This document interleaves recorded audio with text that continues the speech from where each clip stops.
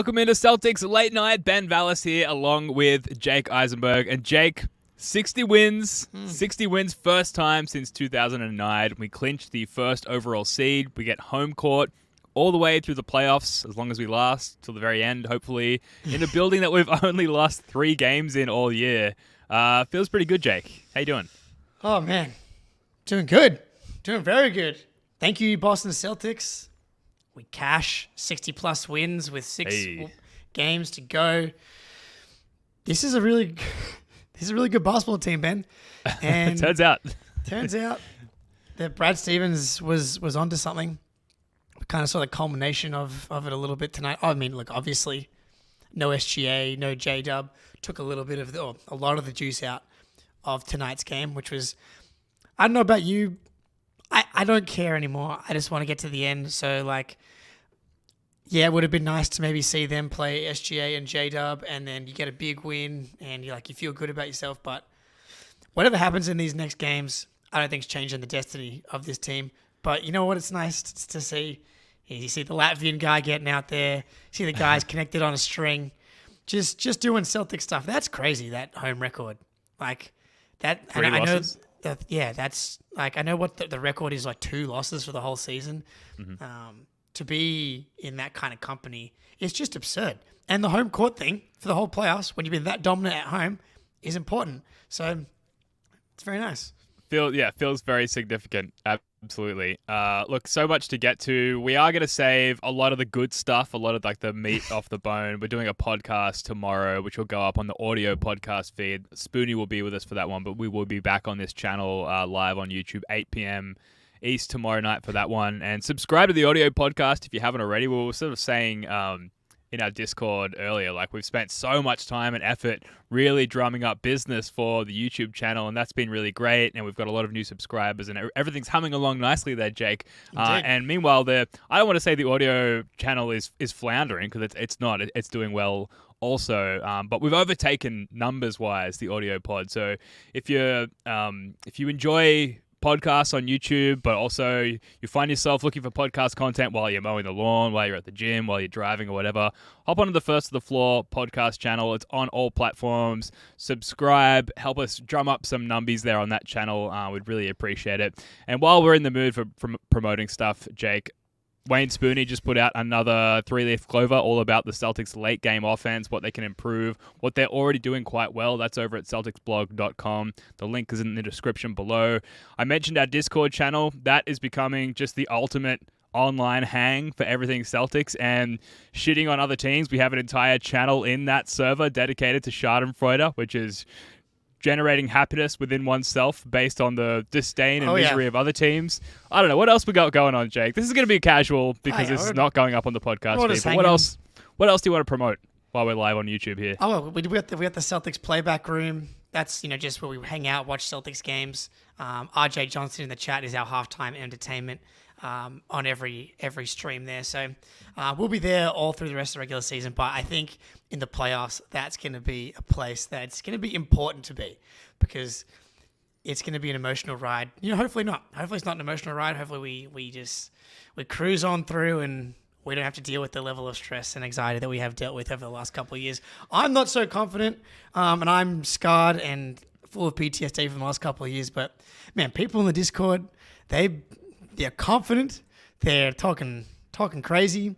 But I will say, Ben, this last kind of couple of weeks, and part of the confidence that I'm really feeling at the moment is partly to do with the rest of the Eastern Conference. Night in, night out, they're just shitting all over themselves, it feels like. And the Celtics just continue. The gap between them and the Eastern Conference just continues to grow. What is it? I don't even know what it's up to now. It's 13 games between the Celtics and the Bucks. That's it's unheard of, right? Yeah. So 13 games between us and the Bucks, and so to get to 26, they're closer to the 10th seed than they are the 1 seed. Mm-hmm. It's just an absurd level of dominance in comparison to the rest of the Eastern Conference, and a conference record of 39-9. So it's hey, the Eastern Conference, if you're going to beat us, good luck, man, because we haven't lost a whole lot of games to the Eastern Conference this year. So that's just encouraging to see. And the Magic, who won today against the Pelicans, who are in pretty good form at the moment, they are now 2 games back of the 2 seed. Yeah. And the Cavs losing right now to the Suns. It doesn't look like they're going to come back and win that game. The door has been left open for the Cavs to grab that 2 seed, but it doesn't look like they're going to walk through it tonight.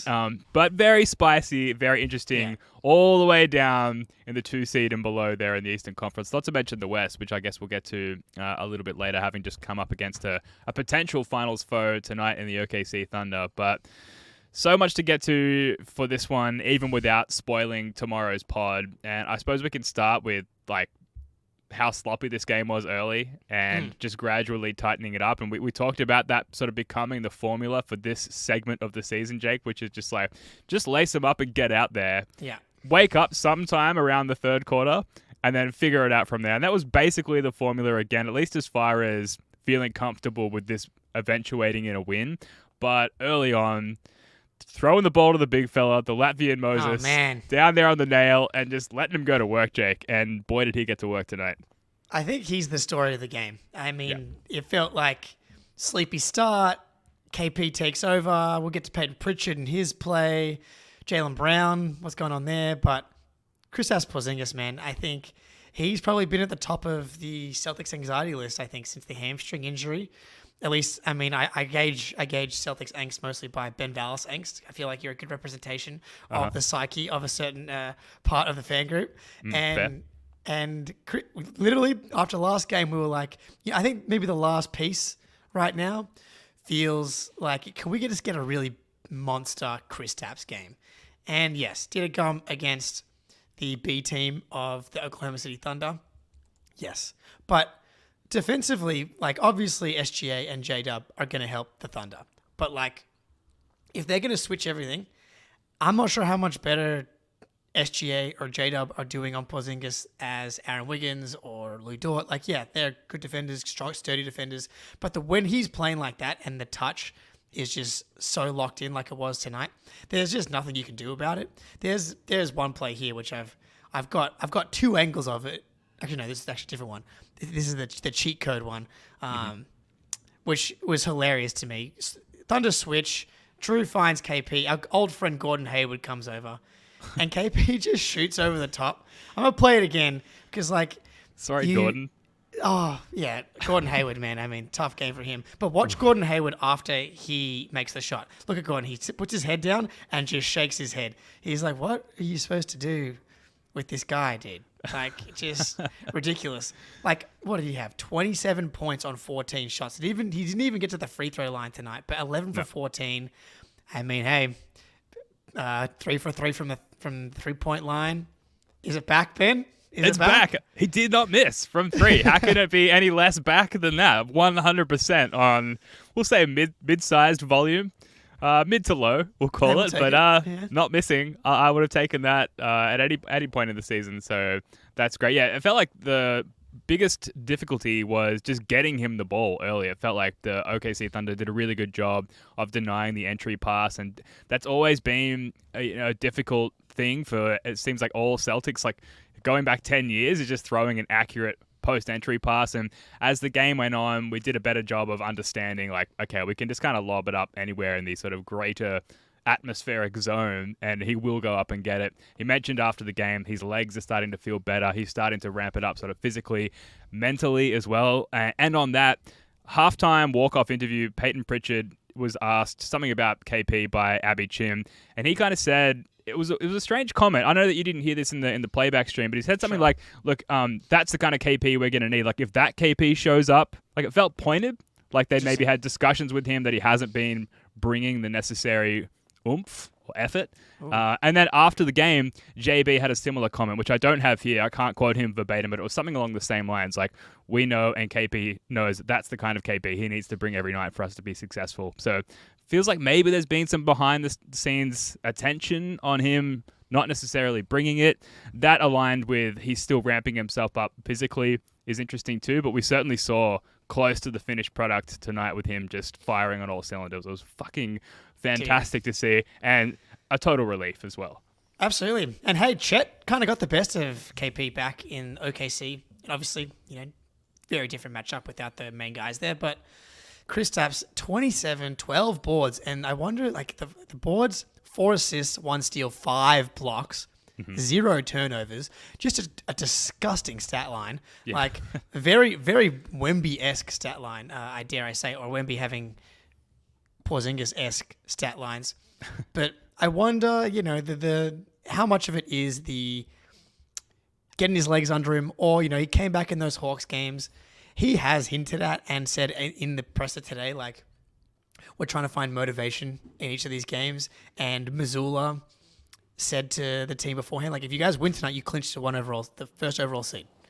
So it's like kind of like a bit of a nudge, a bit of a challenge for them tonight to go out and focus maybe a little bit extra. I'm not sure it necessarily worked because it pretty much looked like a carbon copy to all the other Celtics wins in the second half of the season. Yeah. But KP struggled rebounding pretty significantly in those Hawks games, and then you come out in the Pelicans game, defensively dominant, big rebounding game in that game, big rebounding game tonight against Chet, and some monster plays at the rim.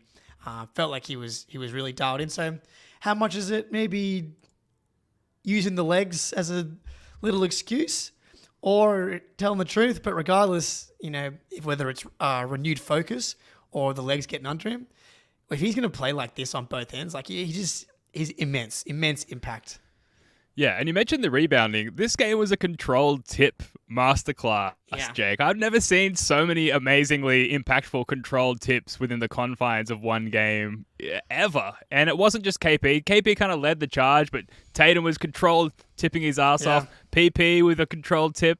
Controlled tips everywhere. So, yeah, pause. So, you'd love to see it. And then it was controlled tips, like, with purpose and intention to get the ball up the court, as quickly as possible and gain an advantage in transition. So it wasn't just to prevent an offensive rebound. It was kind of like, let's begin transition with a control tip. I think I've said control tip like 50 times now, but it bears repeating, Jake. It's fucking awesome.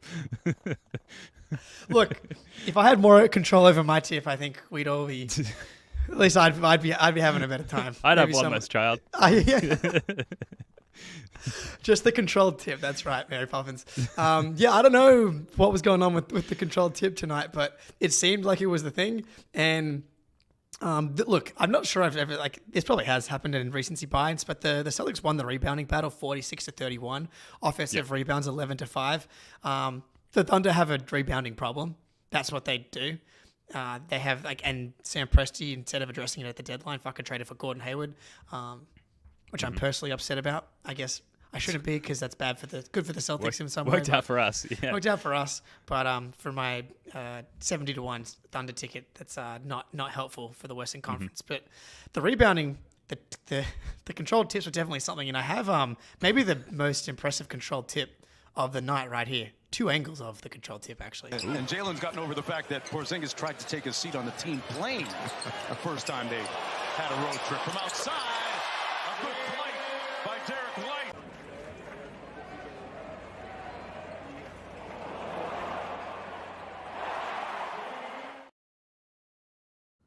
Wow.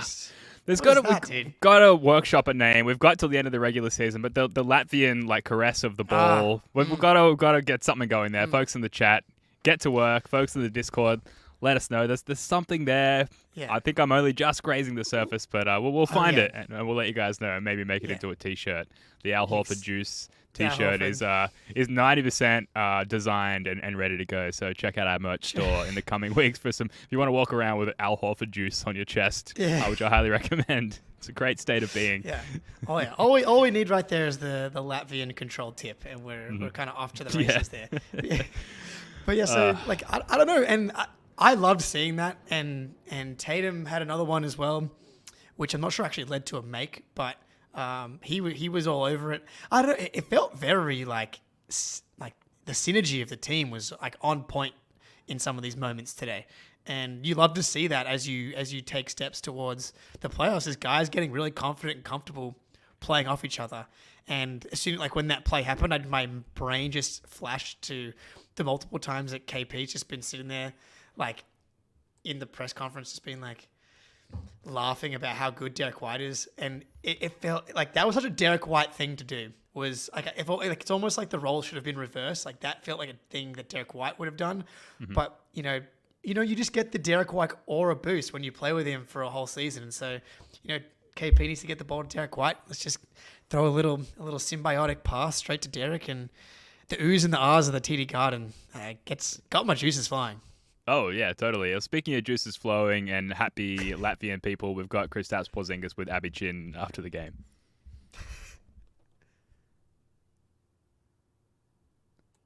No, we don't. Was there audio on that for you? No, there was not audio on that. Well, just the visuals are enough for all of us. I think he said something along the lines of like playing in TD Garden is the best, and we're so happy to be home, and these fans are amazing, and I love being a Boston Celtic, which is why I thought it was worthwhile adding to the stream. But clearly, for some reason, without audio as well. I'm worried about the other clips that I've thrown up here, but let's just move on. Jaylen Brown, there's a hand situation. You guys were talking about it during the playback. He didn't quite look himself particularly early, and he did turn it around, both offensively and I think his defensive performance to close out the game sort of from halfway through the third onwards was really impressive, including getting that left hand in the cookie jar a few times successfully. And generating turnovers and transition buckets, but certainly didn't look like the Jaylen we've come to know and love as sort of this most improved among the Celtics roster guy. I don't know, thoughts on that? Because there was some words from him after the game about potentially playing with a sprained hand or ligament or something. So, very odd. I don't know what's going on with the Jaylen thing, because we're going to get to the comments, but he did not look right to me at all throughout the game. It felt like he was favoring the left hand. There's pictures on Twitter with people, posting of him holding his hand. He doing the turnover Jaylen thing looked like a fucking disaster for most of the game, to be honest. And if you look at the first 3 quarters of the game, Jaylen was 4 for 14, 0 for 5 from 3, 5 turnovers. Fourth quarter, 5 for 6, 3 from 4 from 3, 0 turnovers, 15 points in the fourth quarter. Like, it was very Jason Tatum Game 6 in Philadelphia vibes, where it was like a complete disaster. All of a sudden, he had a 15-point quarter and was just completely dominant on both ends as well. So, obviously, you'd love to see that. The fact that maybe there is a little hand injury, and it doesn't matter as long as he needs to learn to play with it, because he has the ability to do what he did in the fourth quarter. But I don't really know why he's playing if there's an injury. Maybe he can't make it worse, but I don't think that's how strains and ligament sprains work. I'm pretty sure you can make them worse. Yeah, I was going to say, get ready for hordes of Twitter medical professionals with their takes on ligament strains and issues and recovery. And yeah, all we can do is speculate, but there's no need for him to play in this game. You mentioned that Joe Mazzulla was gassing them up before the game, being like, if we win this one at 60 wins, we clinch the number 1 record overall. Maybe Jaylen was like, I want to be on the court for that. But he definitely didn't look like himself until that fourth quarter. I think Osraz a little behind. But no reason to play in this one unless it's just really not that bad, or it's something that can't easily be further aggravated by playing, which you would think the most beneficial thing would be rest. And I'm becoming one of those Twitter doctors now. But this isn't rocket science. It's just logical, right? If you've got an ailment of any kind, rest, and then hopefully in the case of a professional athlete, many injections of unknown chemicals that we'll never be athletic and famous enough to know about. Shoot up his hand with all that shit. Rest for a couple of games. It should be that simple, right? I'm very confused. I don't know, both of us, but most of our ligaments are sprained at this point. And I'm very confident that when I rest them, they start to feel better. And when I don't rest them, they don't feel better. I've sprained many things many times, and rest is very important. Great comment though from Thai Coffee. Hand injury or stupidity, and Mary Poppins kind of pointing out that maybe I'd blame my turnovers on the sprained or strained hand as well. Let's hope it's that. Let's hope it's that. That's a real LeBron thing to do there. Yeah. There's also that in the finals. Yeah. There's also the he's observing Ramadan thing. I don't know. We're all kind of, or he had a fucking bad game. I don't know. He played bad for 3 quarters and played good in the fourth quarter. It wouldn't be the first time any player has done that of any quality. And he hasn't been playing anywhere near that badly for the vast majority of the season. So I don't know, maybe the takeaway is it doesn't matter and he played awesome and we've got to keep an eye on it. But I was freaking out a little bit during the first 3 quarters. I'm not going to lie. Well, yeah, he had some sort of fall during the Pelicans game, clearly Yes. hurt his hand. Since then, it's been all kinds of wrapped up, all kinds of tape and everything. Looks kind of cool from an accessorizing standpoint. And then today, he was shaking it every now and then in the last game against the Hornets, or the game before that when he played, doing the same thing. So clearly there's something wrong, right? And clearly it's not very bad. But you just think that if there was any doubt that they would rest him, and our medical team have been so solid with everybody. Yeah. Like, name one person that has sort of been mistreated or misused from a health perspective for the last year or two. Like, it just hasn't happened. We've been really solid on that front. So you would like to think that if there was any risk at all of him playing, then he wouldn't have played. So I guess my really optimistic takeaway is it's probably almost nothing, I guess. Otherwise, he just wouldn't be playing. Or it's just like Jaylen wants to play, and it's not bad enough where they can kind of make him sit out. So maybe that's part of it too. Like, him and Jason are kind of the same in that way, and that they just want to play as much as possible. So I don't know. I really want to know how that works, man. Yeah. Like surely some doctor on the team has executive decision there. But it's like, I'm sorry, like, you're fucking hurt. It's my job to protect you. You're not playing. I really would like to understand how that works, because clearly the players have final say despite the medical advice. Sure. Yeah, I'd love to talk to the Sixers medical staff team as well. They have a medical staff? Yeah. You talk to no one, you mean? Yeah. Yeah, so I don't know. It is odd because it definitely feels like it's kind of up to the player when it comes down to it. And I kind of respect it. Jaylen has been like a really, strong leader this season. And, I think part of that is being tough and these guys playing through certain things can be seen as a sign of toughness at times. I think this is not the time to be tough, though. Like, that starts on April 20th. That's when the time to be tough kind of starts. Like, this is the time to be soft and, make sure you're paying your gardeners the correct amount so that you don't have to do any gardening yourself. So, yeah, be careful. Don't be tough. The other Jason Tatum played my favorite stat, 28 minutes, 54 seconds. Insane. So good. And still very impactful. 2 of 5 from 3, 7-15 overall. Got to the line 8 times. Hit them all. A plus 14 in this game. Just like peppered the stat line nicely in limited minutes and controlled the game at certain stages when it needed to be controlled. The Thunder were coming back in the third quarter, and it was Pritchard and Horford who came in and like completely changed the pace, and we'll get to that in its own right. But after that little stabilizing from Horford and PP, Tatum kind of took over a little bit there as well and locked it down, so that was really good to see. Any thoughts on Tatum's performance? There's nothing that remarkable, really. Just another amazing Tatum game. It was great. A real nice, diverse performance. Both ends, get to the mid-range a little bit. Some of the mid-range shots I'm like not the hugest fan of. Some of them I'd rather them just be pull-up threes because the percentage is kind of similar on both of them, is high 30s, low 40s.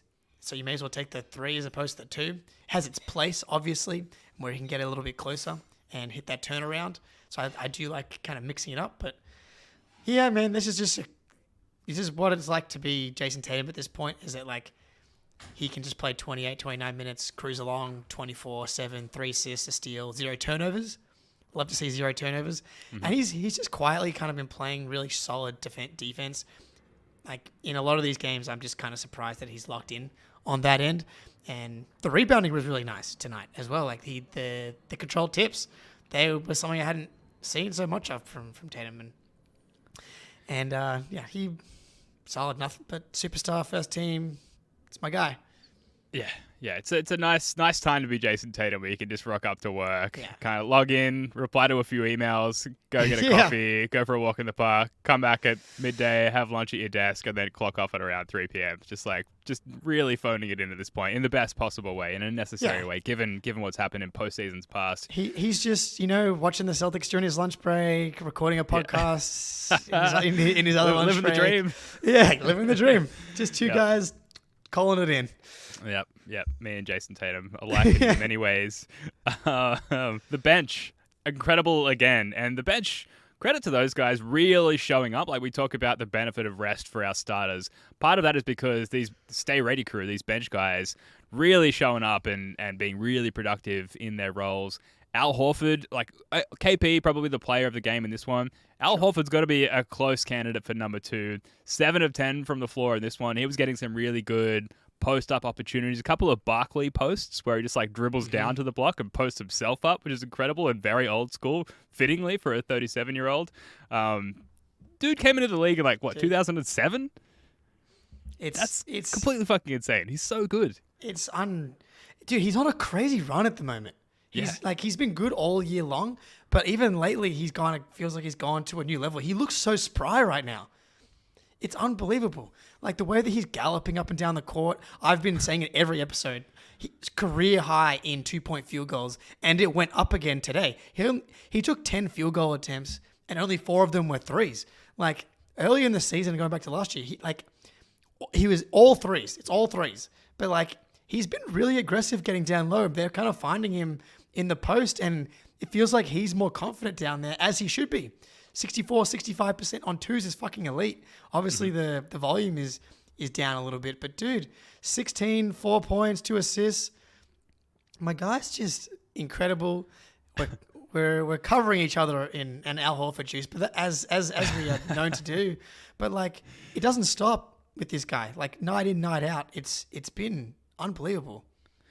Yeah, and his post-ups, it's just a different post-up look for the defense to try and cover compared to KP, who kind of operates from that free throw line, that nail area, and he's just as much a pull-up sort of mid-range threat as he is back down, get to the basket threat. Whereas Al kind of catches the ball on the block there and goes to work from a different portion of the court. And the two of them out there, we talked about that double big lineup recently has a really nice positive net rating through the season, and just the pressure that the two of them as bigs put on the defense. It's so unique.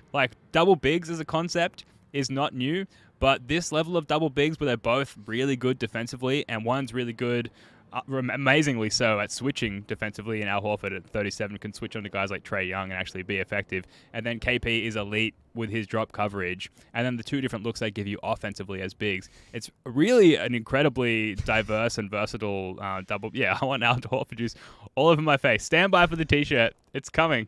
It's coming. I actually just got a message from our designer. Thank you. Right now saying that it's done. So that's good news. Anyway, I digress. I could talk about Al Horford juice. Oh, please. And bathe in it all day. Rest of the bench very quickly. Peyton Pritchard. I do want to just highlight that moment of the game. No. 8 minutes or so left in the third quarter. Thunder had cut it to 6 or 7 or something like that. It was looking a little bit dicey there. Al Horford and Peyton Pritchard comes in, and they just completely change the pace of the game. Al Horford posts up, then comes back and hits 2 threes on near consecutive possessions. Pritchard's everywhere on both ends, probing P, penetrative P, just controlled tip P. It's just everywhere. That's all I got. Dude, he's just good, dude. This is his time of year. Context of March, April, dude, Malachi Flynn had 50 points today. That time of year is a little weird, and it is what it is. But Peyton Pritchard, dude, for the whole season, but especially lately, has been absolutely fantastic. I was just looking at the assist to turnover numbers on the season. So minimum 20 minutes per game and minimum 40 games played in the season. Peyton Pritchard is 6th in the NBA in assist to turnover ratio, behind Tyus Jones, Chris Paul, Mike Conley, Tyrese Halliburton, Fred VanVleet, and then Peyton Pritchard. That's elite fucking company. Mm-hmm. This dude has taken a massive, massive playmaking leap. A leap that I did not think was honestly in his future. One of the earlier plays in the game, he runs a pick and roll, he puts his defender in jail, he goes to the little mid-range fadeaway, the TJ McConnell mid-range fadeaway that I've been begging for him to implement into his game. He goes up, doesn't leave the ground, then leaves the ground. Jalen Williams comes over to contest, to double team it, drops the ball off to Al Horford for an easy 2. He just added stuff to his game. The playmaking, he's got the Nash dribble that we've been talking about all season long, which is just, he's been really aggressive. Early in the season, he was kind of dribbling across the baseline in kind of not a threatening way. But now he's really confident because he's actually finishing at the rim. He's getting his body into guys, finishing at the rim. And so like that's kind of creating attention. And so like people are now crashing on those plays, and then he's seeing that coming. Then he hits the Nash dribble, and then now he's finding guys in the corner and creating plays and getting the offense moving that way. It's just not something you expected from Pritchard to be anything other than like spacer, shooting guy, a little bit of ball handling, but he's been like really, really valuable. The way the season's gone for the team, is there anyone on the roster that you're not completely stoked with? I feel like everyone's exceeded expectations. I mean, of the main guys, Luke makes it, I think, 9 deep. Like, I think maybe I'm a little disappointed with O'Shea Brissett, but it's maybe 2%. I was expecting maybe 2% more from O'Shea, but like, he didn't even really get the chance to prove me right or wrong relative to my expectations. Like, when he's played, he's been fine enough. There hasn't been a stretch of games where I've been like, fuck, we really screwed up on the veteran minimums on our 10th, 11th, 12th positions. So it's kind of whatever in that, from that perspective. But you're right, dude. From top to bottom, it's been exceeded expectations. And I think the bench was we were confident this offseason going into this season with the bench. We were like, Al Horford coming off the bench, reduce the minutes, he's going to be good to go. He may have exceeded my expectations more than anybody, honestly. But then Hauser's done what I've expected. 40+%, sturdy defender. The pull-up mid-range, we saw it again today. The mellow. So the cup looking very mellowy today. Ben, ahead of his time, as per usual. Sometimes the clips just make themselves. Like, all I have to do now is sit down, pull the footage, splice it together. It'll take 5 minutes. It'll take off on social media. In fact, that last bit, it never comes true. But the rest will be easy. Yeah, and Peyton Pritchard's locked up on a 4 for 40? No, 3 for 40? 4 for 30. 4 years, $30 million at like $6.5 million, $7 million. Like, that's just a really good value contract. Great job by Brad Stevens. Great job by Peyton Pritchard, man. You just locked up $30 million. Like, that's a great way to live your life. And you get to play basketball with the Boston Celtics, who just clean up 60 wins, apparently, at this point in the Jays era. First 60-win season of the Jays era. Hey. Yeah, and the first 2009, like, what were you doing in 2009? It's so long ago. I did not have League Pass in 2009. No. I got it midway through the 2010, like the 09-10 season is when I had the money and the bandwidth to actually be able to afford and actually use League Pass. So the first 60-win season in my like visual watching Celtics game life, which is amazing. Absolutely. Really nothing to shake a stick at, though. We should really just pause and appreciate that. Unless it was... no other team's going to get close to 60 wins this year. The most wins in the NBA last year was 58. Celtics had 57 last year. 60 wins is really hard to get in an NBA that's more talented than ever before. So, like...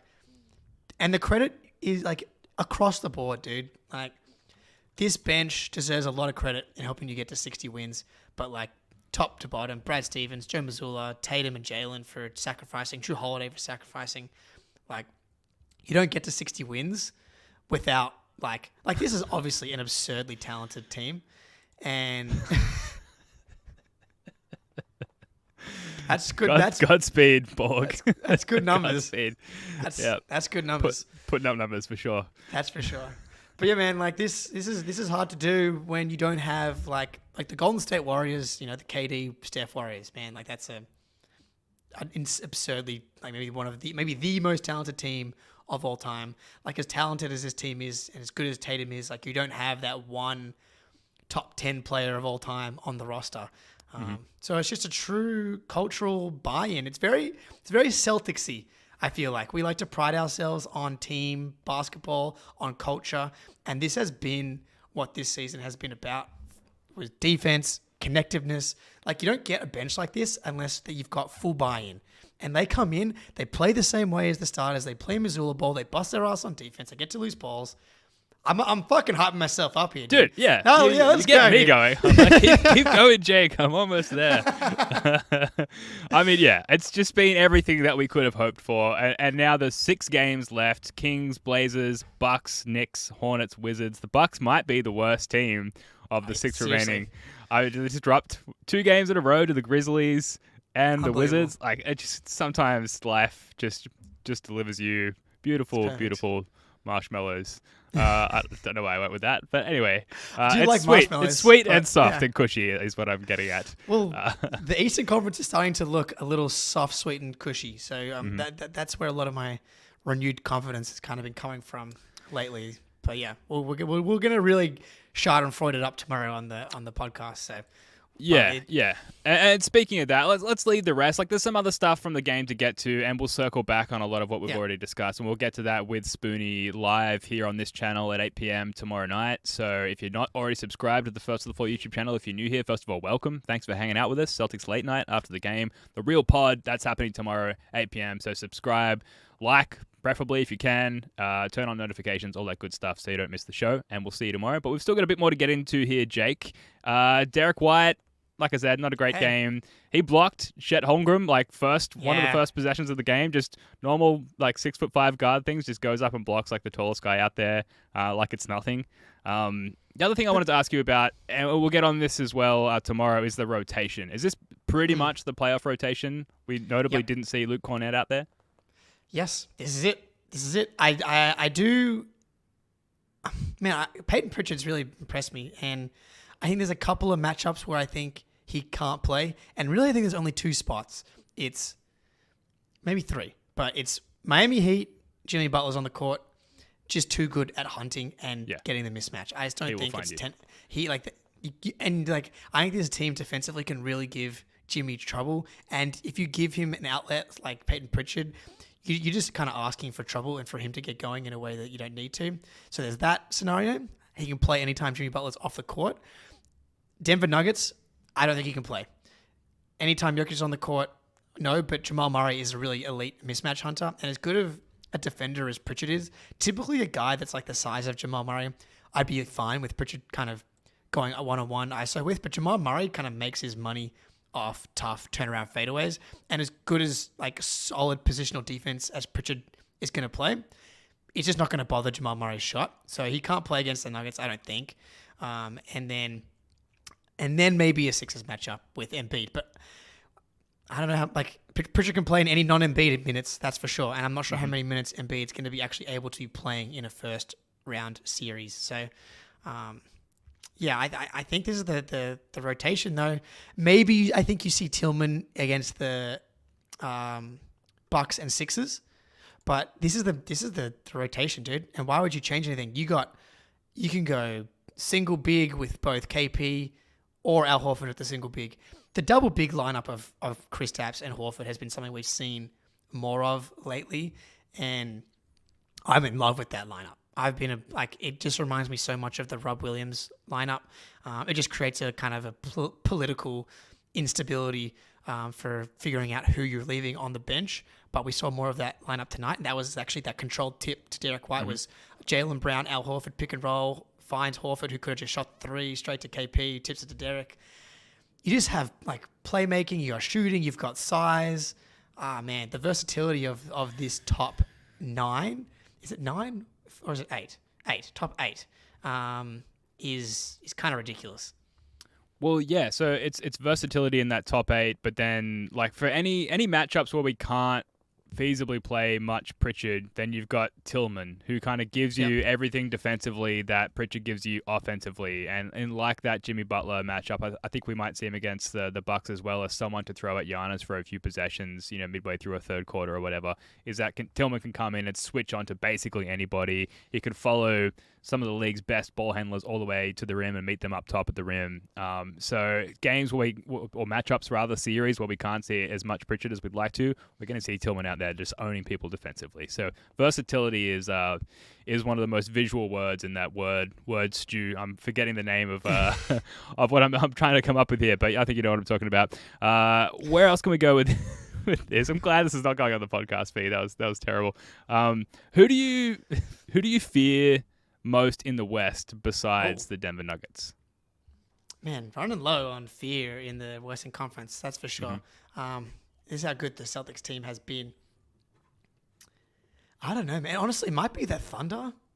I don't like you don't get a good feel for that tonight. Maybe it's the T-Wolves. If I go back to my like core tenet as a philosophy on how you beat the Celtics, is you need to have an elite defense in order to beat them, and the Timberwolves have that in spades. I just don't know how the Timberwolves score consistently against this Celtics defense. But the Timberwolves, every time I think that they're going to like fall back, the Towns injury, they've just been chugging along. They're going to end up getting 55 plus wins in a Western Conference. That's just, man, praise the NBA gods for having us in the Eastern Conference, Ben, because like the Pelicans and the Mavericks and anyone with 44 wins, like the Lakers have 44 wins. They would be the 4 seed or the 5 seed right now. So it's just like a completely different conference, specifically this year. So I think it's between those two, but I don't know. What do you think? Yeah, initially it was the Clippers earlier in the season. Like they're my like version of your Timberwolves, just because of how they've got those big, strong veteran wings in Paul George and Kawhi Leonard, where it sort of poses a bit of a matchup nightmare, and they've got some rim protection as well. But the Mavs have been climbing lately. Climb, baby. Climb. But defensively, they just, even with Gafford, they're protecting the rim and as a dump-off option for either Kyrie or Luka. Yeah, I just don't see them getting one over the Celtics in up to the 7-game series. I mean, we're getting ahead of ourselves because obviously we're only going to see one of these teams if we do make it that far. But the Mavs, it's just the notion of Kyrie like getting another chance to stick it to Celtics fans in the Garden during a final series. Yeah, or it could be like heartbreakingly devastating. No. Well, there's no like if I was having this thought in my head yesterday because the Mavs have been rolling. They had a loss yesterday against the Warriors, which was a tough one mentally. Who do I want to lose this one? From a Schadenfreude perspective, but the Mavs like play all the teams in the West really well, and I don't know, they've climbed high enough now where their path might not be as like terribly difficult as it may have been if they ended up staying in the play-in. Like if they would be able to somehow make the finals and the Celtics made the finals, I would be so happy, dude. Like that team, like I mean, there's obviously the element of like if they did, that means Luka has done some like just disgusting shit, and same with Kyrie. Yeah. But like they just don't have the guys to defend us, and I mean, maybe the Celtics. The most underrated thing about the Celtics is their defense. Like it's consistently the most under talked about thing about the Boston Celtics. They have, I think now they're technically third in the NBA in defensive rating by like 0.3, behind the Magic and the Timberwolves. But so they have one of the best defenses in the NBA, one of the most experienced defenses, and I'm like pretty confident that they've got another level to get to because they haven't been emptying the tank defensively this season. Because why would they? Yeah. And I don't think that the other defenses in the West outside of the Timberwolves have the people, the personnel to give Luka problems. And Kyrie, man, I mean, Jason Tatum loves that matchup. He just loves that matchup. And the guard and the electricity, that'd be pretty amazing. Sweet. Yeah, and then meanwhile in the East, we'll look to wrap up here. I do want to talk about Rondo as well, who announced his retirement yesterday after not playing in the NBA for 2 years. But we've got some nice Rondo memories that we can pull up just to get to some of these comments in the chat here. But in the East, the Heat just climbed out of the play-in. Yeah. Is that met with a warm reception from Jake Eisenberg? Yes. Oh, man. I thought it might be. Talk about squishy teams. The Indiana Pacers would be a lovely first-round matchup. They just have not been the same team that they were in the first quarter of the season, partly I think due to Halliburton's injury, which has turned into just a kind of a disaster for them. Like he tried to keep playing games, it feels like, to make All NBA and get that Supermax contract. And by doing that, he's going to make the 65 games, but he has just never recovered. And they lose to a Nets team today, which is like one of the worst teams in the NBA, like easily. Like it's an embarrassing loss. And they kind of wire-to-wire beat them the other day. They kind of fucked their identity up too. Me and Spinny were talking about this on the playback. Like you brought in Siakam. It's not quite. He's not really a high-volume, high-accuracy shooter. You send out Buddy Hield. And you kind of just took out some of the Pacers' magic, which is just run, gun, shoot a billion threes. And on any given night, you can kind of win any game because of that. Siakam, to me, is kind of like the fringe all-star version of Joel Embiid. Like, he can't beat the Celtics. Like, we just get emboldened. There are players on the Celtics team that just love playing against Pascal Siakam, specifically Jaylen Brown, going back to the Raptors series in the bubble. He's just been a player that the Celtics have completely owned. And so I would love to introduce that into our first round matchup. And I think they could easily lose to the Bulls or the Hawks in a play-in scenario as well. So give me the Pacers into that slot. That's warms my heart. I know there are some sickos out there that want the Heat in the first round, but that's not me.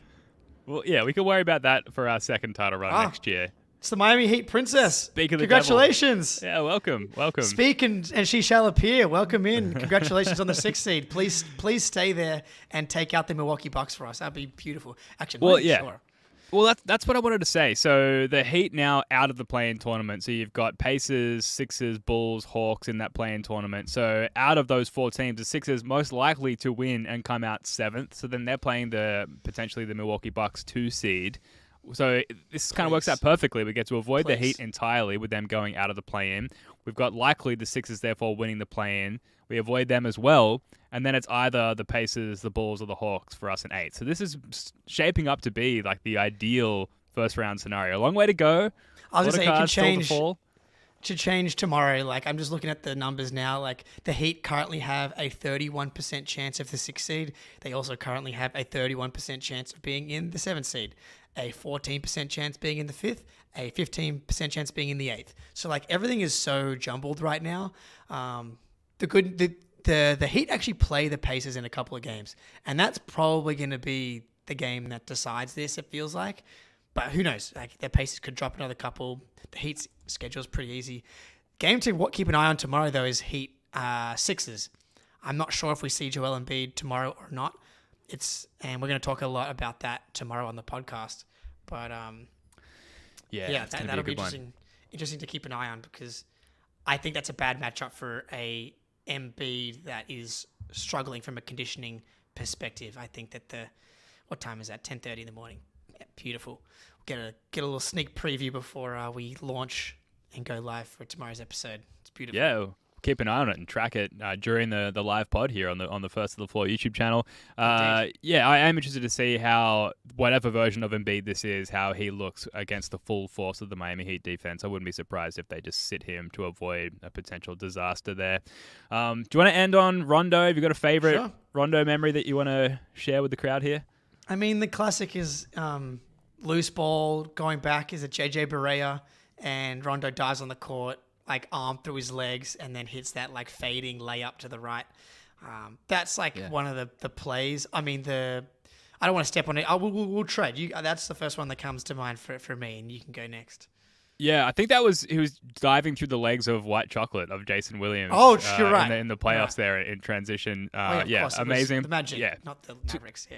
But 2010, just all of 2010, Rondo with like the Franklin turtle headband pushing his ears out a little bit, like, and all bands, like both arms, both legs, just like fully accessorized, made him look like this elder mage of assist giving goodness. Like, he could see everywhere on the court all at once, and he just had so many tools around him in that aging at that point big three, and he just orchestrated that perfectly. I guess throughout that season and the season afterwards, it's a game that we lost, so it's kind of in the chamber of secrets a little bit. But game 2 against the Heat in 2012, I want to say, where he went for like 40 something points, and he was like just pulling up and splashing threes from everywhere. Fuck. Those were good times, man.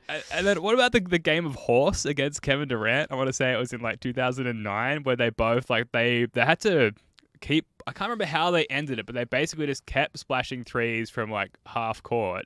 And it was like whoever misses loses, and both guys just didn't miss shots for a very long time, and it like completely fucked up their let's go to a commercial break schedule, because like no one missed. That was amazing as well. Those are the first that come to mind, which kind of sucks because obviously that we know there's a lot better Rondo memories out there. But what else you got? Well, I mean, just the whole concept and impact of Rondo as a player, right? Like, it's crazy that his second year in the NBA was the 2008 title team.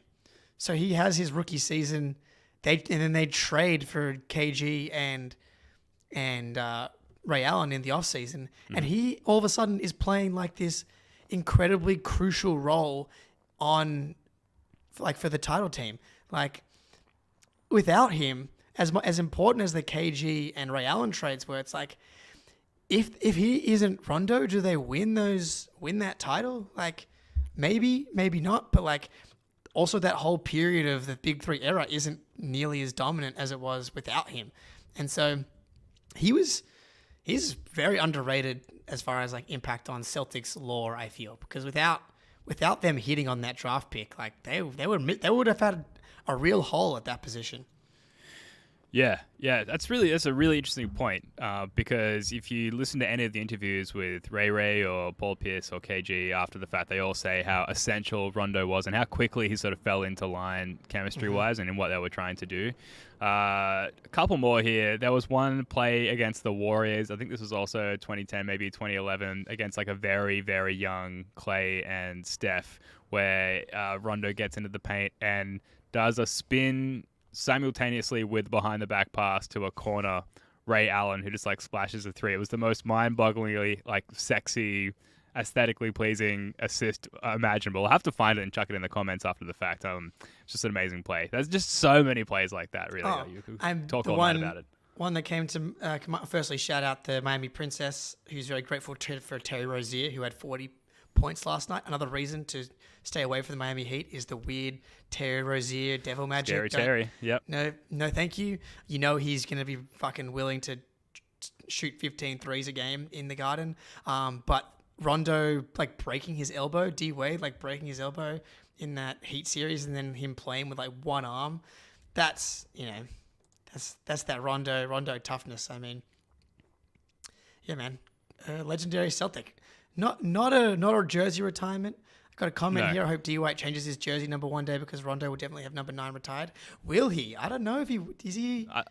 I feel like they have a sense of when they're going to retire numbers. Like, did anyone use number 5 after KG left? I feel like I don't no. know.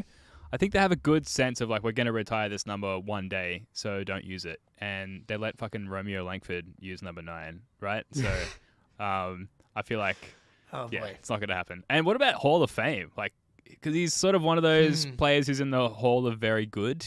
I don't know if he's quite good enough to make the Hall of Fame. And then others have questioned, will he potentially show up on a coaching staff somewhere? And I just don't feel like he's that way inclined. I feel like there's a personality issue there. Not that I know the guy, but you know what I mean? There is some off the court things that have popped up for Rondo. But yeah, I don't know. Rondo's with no jersey retirement is why Smart can't have one. I mean, the Smart jersey retirement has probably, unfortunately, sailed as well. But yeah, man, Rondo is a 6 seed. That's true. Sweeping Dame is a 2 seed in the playoffs. But was that Pelicans team? Rondo, like low key with the Bulls. Went up 2-0 in that Isaiah Thomas run, and then he broke his arm, and then like we went on won the next 4 games, and if he doesn't get injured, we probably lose that series. Like kind of the dirty little secret, unless Gerald Green, that the Brad Stevens wizardry of putting him in the starting lineup was enough to hold him off. But yeah, I was at those 2 games at TD Garden, and you could tell. You lost. Yeah, you could tell that Rondo like knew exactly what to do and had Brad Stevens completely figured out. And then fortunately for the Celtics case, he gets injured and it becomes the narrative quickly shifts to like, oh, the genius of Brad Stevens bringing Gerald Green into the lineup and like that. It's no, like Rondo got injured and their best player in that series, who was like completely picking you apart, couldn't play anymore. So my wife and I flew to Chicago for Game 6 to make sure that we could see a win on that trip, thankfully, which we did, which was great.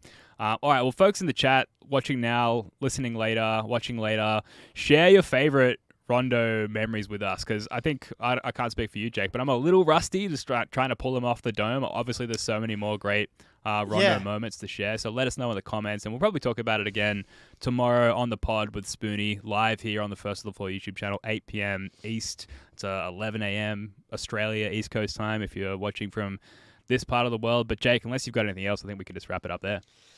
Now let's wrap it up. Yeah, my Rondo knowledge, like I was, 15-ish, and I didn't have League Pass at that time. So, like, I was only able to watch, like, the playoffs and stuff. But, yeah, we'll be back at it tomorrow talking Rondo. We're going to be talking, like, a lot of Schadenfreude, I think, tomorrow. I think we're going to really be ready to go. I'm looking forward to it. It's going to be lots of fun. All right, Jake, love your work, mate. We'll see you all tomorrow night here live at 8 p.m. East. Until next time, go Celtics.